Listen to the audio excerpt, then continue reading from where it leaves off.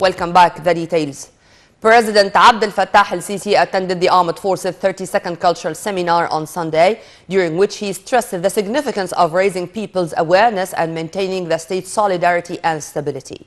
The head of state, the Supreme Commander of the Armed Forces, hailed the army for its pivotal role and exerting efforts in stabilizing the nation facing terrorism and contributing in building the nation.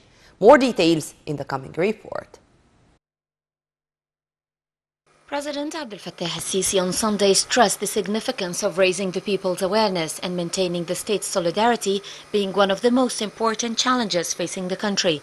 Addressing the Armed Forces 32nd Cultural Seminar, which coincides with the 47th anniversary of the October War victory, President al-Sisi said that there are new wars that orient the public opinion to destroy the state, besides traditional wars that target the downfall of the state.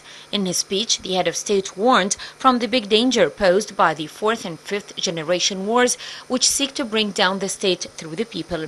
He said that the most crucial challenge is the state's stability, which can only be achieved through raising the people's awareness, adding that what had been achieved so far with regards to development is one step on a long path.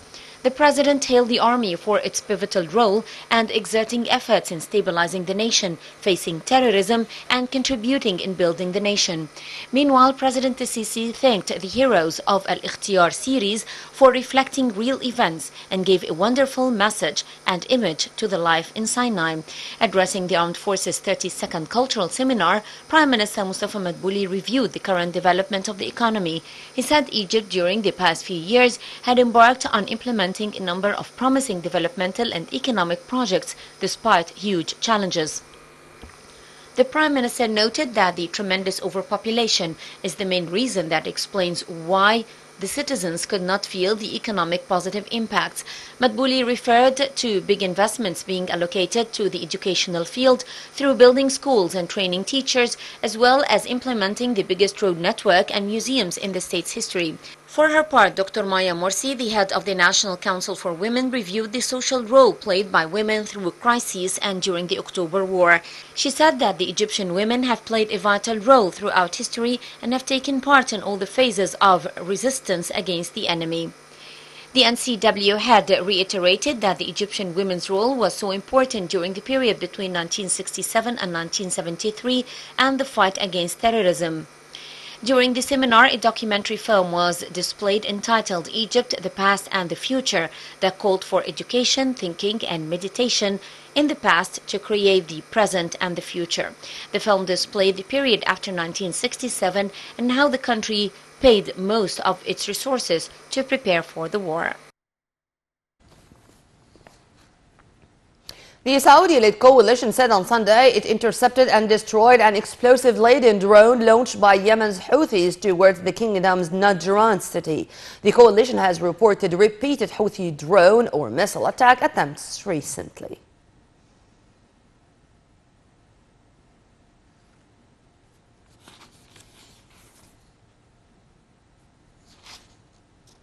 Fires that ravaged parts of Syria and Lebanon in recent days have been brought under control. In Syria, blazes fueled by high temperatures broke out on Friday in the province of Hims, Tartus and Al-Ladiqiyya, where at least 3 people died. Syrian Prime Minister Hossein Arnouz said efforts were underway to recover from the blazes and support those who had been forced to flee their homes. In Lebanon, more than 100 forest fires that raged since Thursday were completely under control. Authorities have yet to reveal the full extent of the damage from the fires in both Syria and Lebanon.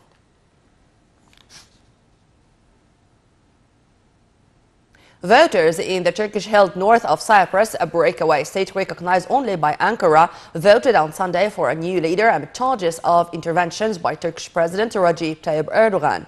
The presidential vote in the self-proclaimed Turkish Republic of Northern Cyprus was held amid heightened tensions on the divided island and in the wider eastern Mediterranean region. The election pits Mustafa Akinci, who supports the eventual reunification of Cyprus as an EU member, against Ersin Tata, who is backed by Erdogan. The vote comes 3 days after Turkish troops angered the Republic of Cyprus, an EU member, and many Turkish Cypriots by reopening public access to the fenced-off seaside ghost town of Varosha for the first time since Turkish forces invaded the north back in 1974.